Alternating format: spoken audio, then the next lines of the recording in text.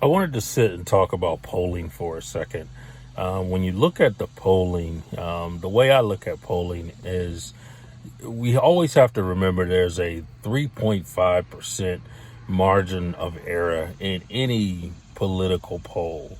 And what I keep seeing is these polls that show Joe Biden up on Donald Trump by, somewhere between 6 and 8 points.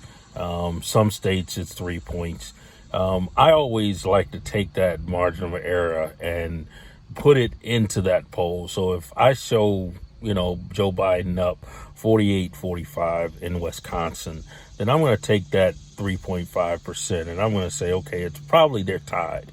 If Joe Biden's up, 46-40 in, say, Michigan, then I'm going to take that 3.5% or so and say, okay, he's probably up, 2.5 to 3% in that state. So, that's one of the things I think a lot of people, when they look at the polling, you don't include that margin of error. And I think that's what went wrong when you go back to 2016. Everyone looked at what was happening in the national poll where Hillary Clinton was up, 10 points here, 8 points there, 7 points. And they really didn't break down from a state level. I believe without a doubt, Joe Biden's going to win the popular vote. And he's probably going to win it by more than what Hillary Clinton won it by, somewhere, 3 to 5 million votes on the popular vote level. But the popular vote doesn't get you to the White House.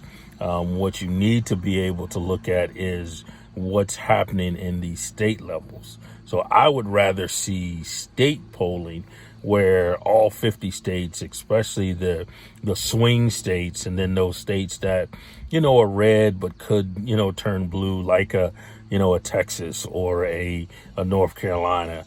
I want to see what those state polls. So, with us being, right at the 8-week mark before the election, I'd like to see most pollsters turn into more state polling, less national polling. We know, the national poll is probably going to give the nod to Joe Biden, but I think we need to see what those state polls are going to do. And I think that's where the heaviest of the weight can lie, as well as looking at, what's that margin of error. I don't think we should leave out the margin of error to say, okay, this race is closer than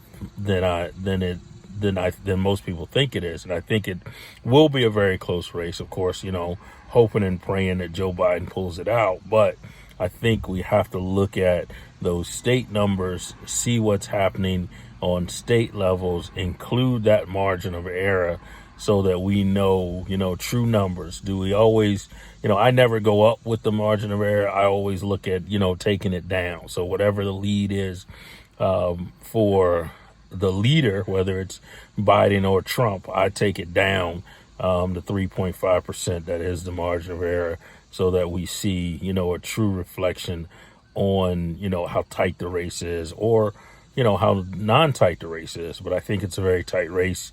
I think Biden's got to do everything in his power. I would run the race like I'm running 10 points down, just to make sure that at the end of the day, I'm able to secure the win. That's my take on polling and how I think the polling should shake out in the race. This is Politics Store. I'm Stefan Walker.